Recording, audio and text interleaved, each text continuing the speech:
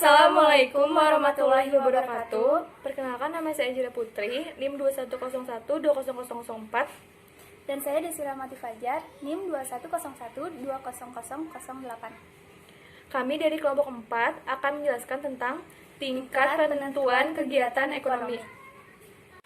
Yang pertama, ada penentuan tingkat kegiatan ekonomi klasik. Berasal dari pandangan Jean-Baptiste, seorang ekonomi klasik dari Prancis dan para ahli ekonomi lainnya. Dalam suatu perekonomian yang diatur oleh mekanisme pasar, tingkat penggunaan tenaga kerja penuh akan selalu tercapai.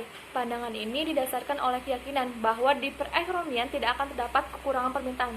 Para ahli ekonomi Prancis tersebut menyebutkan bahwa penentuan tingkat kegiatan perekonomian suatu negara akan ditentukan oleh yang pertama, ada jumlah barang modal yang tersedia dan digunakan dalam perekonomian. Yang kedua, jumlah kualitas tenaga kerja yang tersedia dalam perekonomian. Yang ketiga, jumlah dan jenis kekayaan alam yang digunakan. Dan yang keempat adalah tingkat teknologi yang digunakan. Lalu ada penentuan suku bunga klasik. Menurut ahli ekonomi klasik, suku bunga menentukan besarnya tabungan maupun investasi yang akan dilakukan dalam perekonomian. Tiap perubahan dalam suku bunga akan menyebabkan pula perubahan dalam tabungan rumah tangga dan permintaan dana untuk investasi perusahaan. Dalam teori klasik, jika ada pengangguran, mekanisme pasar akan menciptakan penyesuaian, sehingga pengangguran itu tidak akan dapat dihapuskan. Walaupun ada pengangguran, para penganggur akan bersedia bekerja pada tingkat upah yang lebih rendah dari yang berlaku di pasaran. Bisa dilihat dari kurva di samping. Lalu ada investasi suku bunga dan tabungan. Dilihat dari kurva di samping, bahwa garis yang mendatar merupakan tingkat tabungan dan investasi, sedangkan garis yang tegak lurus merupakan tingkat suku bunga.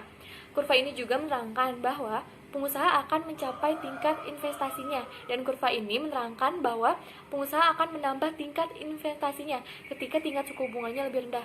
Maka pengusaha akan menambah tingkat yang dilakukan oleh pengusaha untuk menambah jumlah atau barangnya.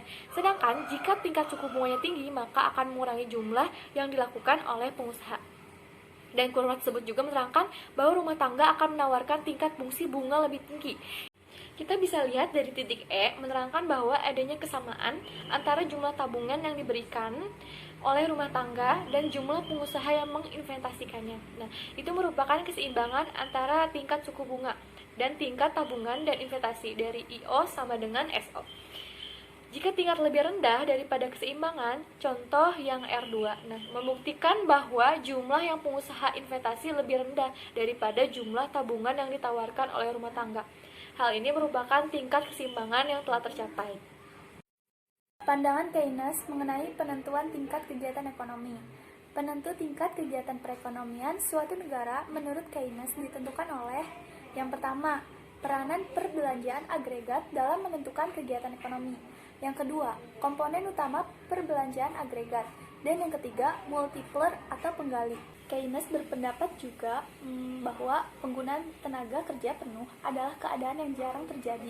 Dalam hal itu disebabkan karena kekurangan permintaan agregat yang wujud dalam perekonomian. Dalam teori keuangan modern Keynes, suku bunga ditentukan oleh permintaan dan penawaran uang. Menurutnya, bank sentral dan sistem perbankan adalah institusi yang akan menentukan besarnya penawaran uang pada suatu waktu tertentu, sedangkan permintaan uang ditentukan oleh keinginan masyarakat untuk memegang uang. Itu semua menurut Keynes, dan kalau dilihat-lihat dengan perbandingan perekonomian modern, tingkat upah tidak mudah mengalami penurunan. Akibatnya, pengangguran sulit dihapuskan. Lalu yang terakhir itu ada pendekatan terkini dalam penentuan kegiatan perekonomian. Nah, perkembangan ekonomi di negara maju sejak permulaan tahun 1960-an.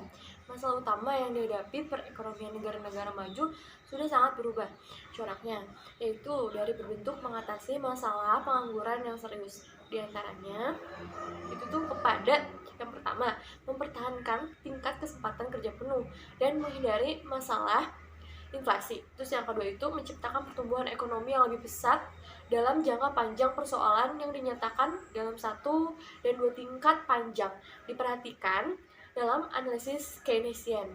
Akhirnya, setelah klasik dan Keynes itu ada beberapa pendekatan di antaranya. Yang pertama ini ada perkembangan analisis makroekonomi. Ini tuh ada 4 pemikiran untuk analisis makroekonomi sesudah masa golongan Keynesian, yaitu yang pertama itu golongan monetaris oleh Milton Friedman. Yang kedua itu ada golongan ekspektasi rasional oleh Klasik Baru. Dan yang ketiga ini ada ekonomi segi penawaran supply side economics. Dan yang terakhir itu ada golongan Keynesian baru, golongan ekspektasi rasional Klasik Baru.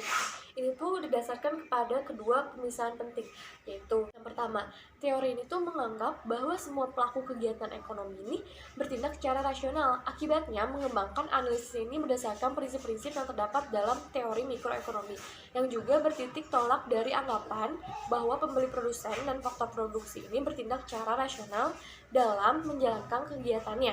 Yang kedua, semua jenis pasar ini tuh beroperasi secara efisien dan dapat dengan mudah cepat membuat penyelesaian ke atas perubahan yang berlaku. Akibatnya, perekonomian ini selalu beroperasi pada tingkat penggunaan tenaga kerja penuh. Dan kebijakan diskresioner pemerintah, kebijakan fiskal dan moneter ini tidak akan dapat mempengaruhi kegiatan ekonomi. Ekonomi segi penawaran.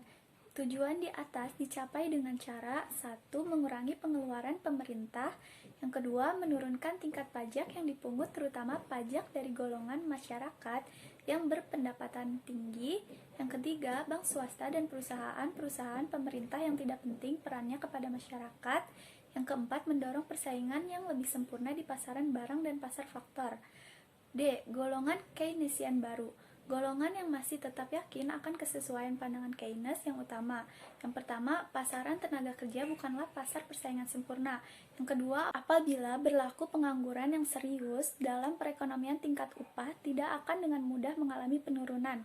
Untuk penyimpangan permintaan buruh dengan penawarannya, dengan demikian, mekanisme pasar tidak sempurna dan tidak dapat menjamin tercapainya kesempatan kerja penuh.